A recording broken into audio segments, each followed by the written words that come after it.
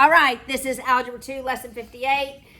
Completing the square with a lead coefficient that is not a monic. One lead So normally we're accustomed to, this one was hard to erase, so I'm going to get another marker. We are accustomed to having x squared plus 2x plus 3. Now we're going to have a lead coefficient, okay, that is not monic. This is your lead coefficient. So I'm not working this like your textbook so that we can see the transformations that you'll have to know next year. All right? So look at example 1. Well, remember how we do completing the square. We take half of the middle term, the b value, and we square it. Add on the inside of parentheses, subtract on the outside. And then we have a binomial squared, right? But it's x plus or minus what? Half of the b value. Okay? Except we now have this 4 out here that we have to consider. All right, so look at example 1.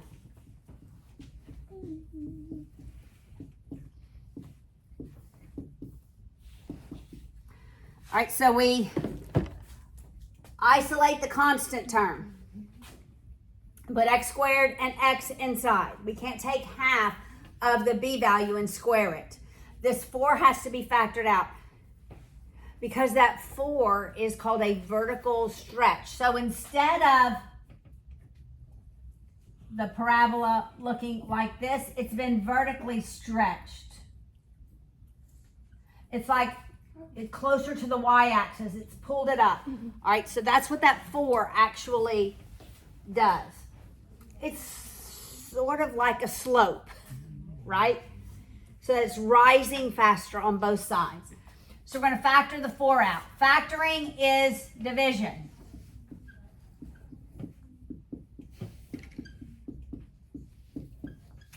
Now what I have to remember is whatever I add inside here, I subtract out here. However, what I subtract out here is really 4 times that value. So it has to be 4 times whatever that value is. Got it? yeah,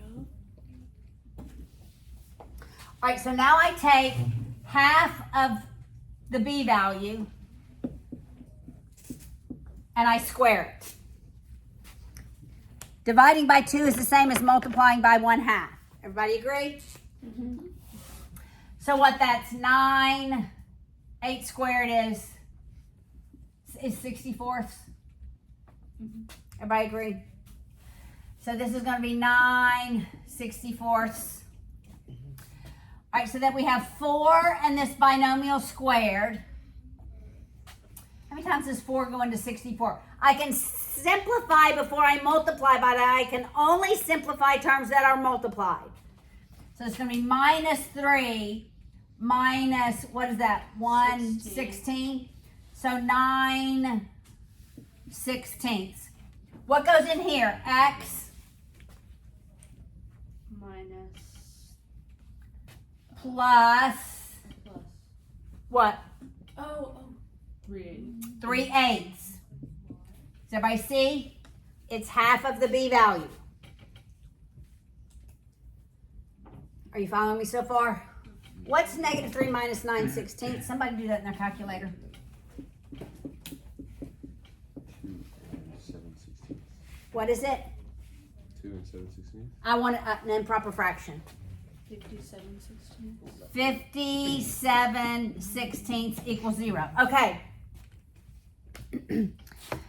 This is the format that you need to see to know what has happened to the parabola. All right? Everything outside of these parentheses is vertical, affects it vertically, moves it up or down stretches it up or makes it wider. Everything inside the parentheses is horizontal because it affects the x value. So the 4 and the negative 57/16 affects the vertical movement. This 3/8 affects the horizontal movement of this curve. There are actually 3 transformations of the standard parabola, quadratic equation. This is a vertical stretch. It's pulling it up closer. This says instead of the vertex of the parabola being at the origin, I'm moving it vertically down to negative 57/16. Not only am I moving it vertically down, so vertically up or down goes with the sign. If it's negative, it moves it down. If it's positive, it moves it up. Horizontal is the opposite. We did that when we graphed absolute values. Remember that?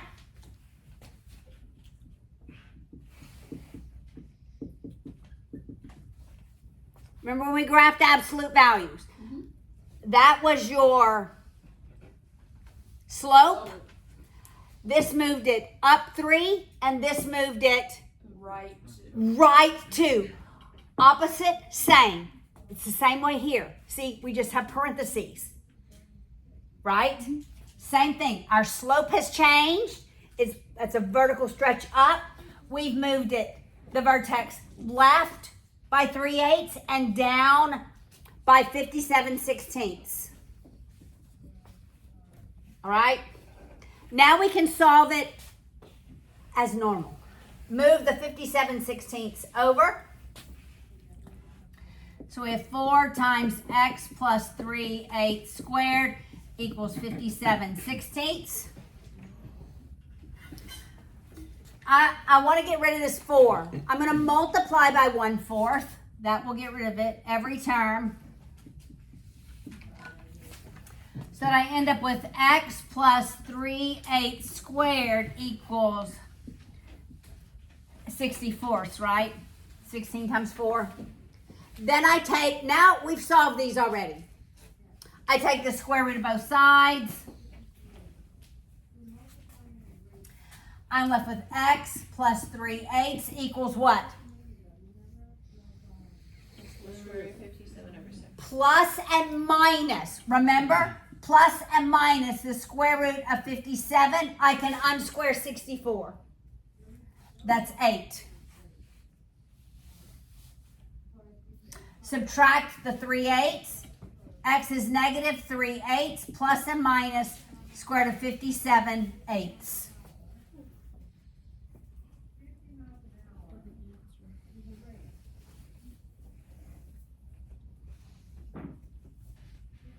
Okay.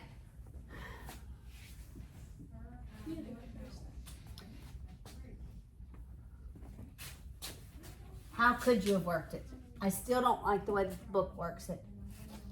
We could have started out with 4x squared plus 3x minus 3 equals 0. We could have divided every term by 4.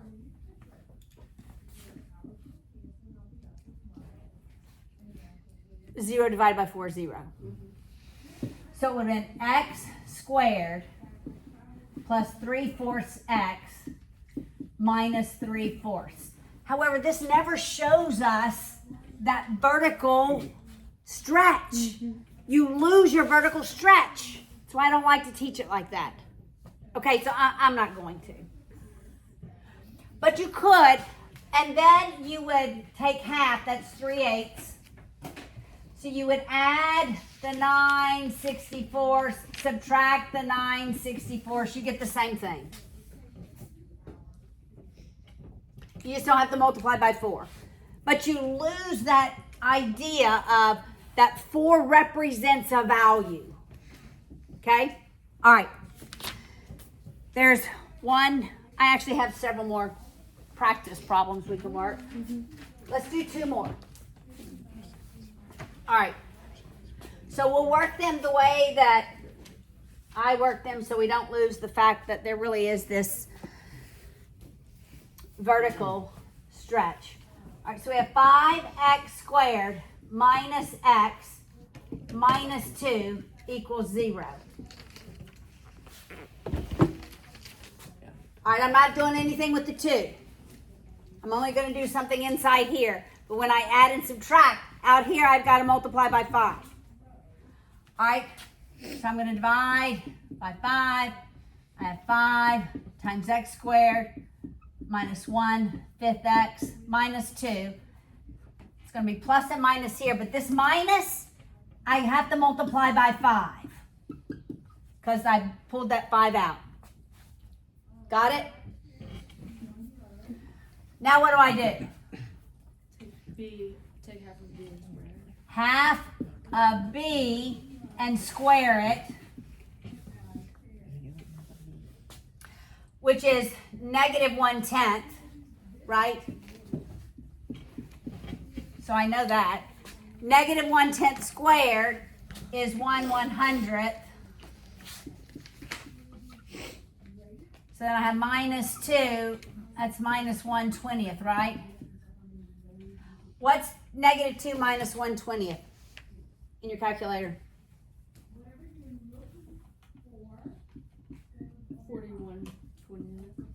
41/20th. Yes. When you divide 5 by the first 2 terms, why does 5 go on the outside? I factored it out. It's the same thing as if I had, and I wanted to factor out an x. The x goes on the outside, Okay. just like the 5 does.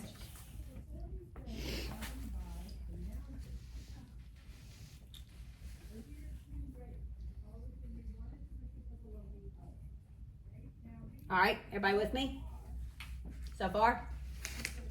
We're gonna move the 41/20ths over to the other side. So we have 5, I forgot to put my square there. X minus 1/10 squared equals 41/20ths. What do I do next? Divide by 5? Or multiply by 1/5. 1/5, that's correct. So that I end up with x minus 1/10 squared equals 41/100ths. Do y'all see some patterns here? Like where I begin here is where I begin here, and they're always perfect squares. Take the square root of both sides. The right-hand side is both plus and minus. I end up with x minus 1/10 is plus and minus square root of 41/10.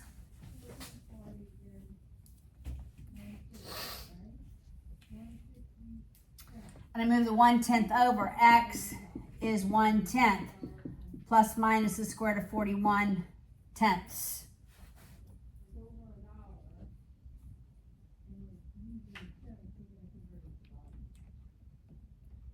So here we have a vertical stretch by 5, a vertical shift down by 41/20ths, and a horizontal shift right by 1/10. Got it? Mm-hmm. Could you like explain just like how you get like the part where I get confused is where you multiply by 1/2 and then you square it like. Okay, that is completing the square. That makes this binomial a perfect square. Oh, yeah.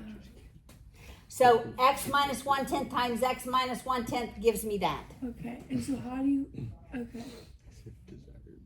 So this is no different from our original completing the square. Yeah, it's just like weirder numbers. So It is weirder numbers because we now have a fraction. Yes. Can we do one on our own? Well, let's do one more together, and then we'll do one on your own. Okay?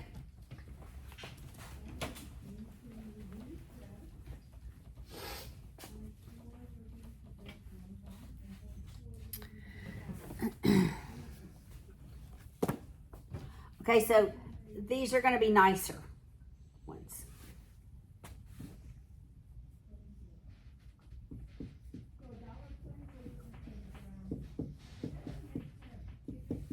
All right, so your equation has to be in standard form. X squared, X, your constant.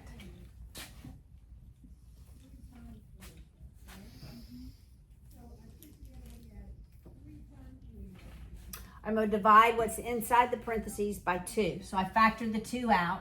So I'm left with x squared minus 4x plus 6. But I'm going to subtract out here what? Times 2. Times 2, right? Now my b value is a nice number, right? Because in most textbooks they are nice numbers. So I take the b value, I take half of it, and I square it. So it's half of 4, which is 2. 2 squared is 4. So I add 4 here, I subtract 4 on the outside. I think almost every problem in your textbook has fractions. Like this is going to be a fraction. That is not the case in most textbooks. All right, so I end up with 2 times x minus 2 squared. The half of b, right? Plus 6 minus 8 is 0. So that makes it easy, doesn't it?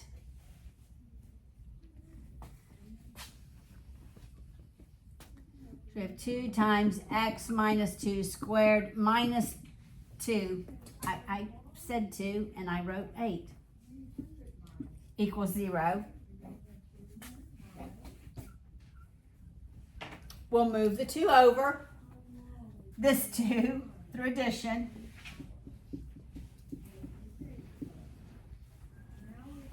Then we'll divide by 2.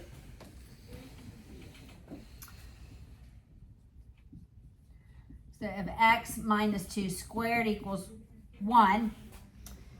Now we're going to take the square root of both sides. So we have x minus 2 equals plus and minus 1. Square root of 1 is plus and minus 1. So adding 2, we have 2 plus minus 1. Now I can get answers here. It's 2 plus 1 and 2 minus 1.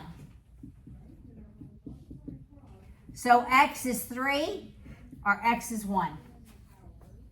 Wait, but I thought it was a square root of 1. Square root of 1 is 1 plus and minus. I know. 1 squared is 1. 1 cubed is 1. That's... All right, you got it? I wish it was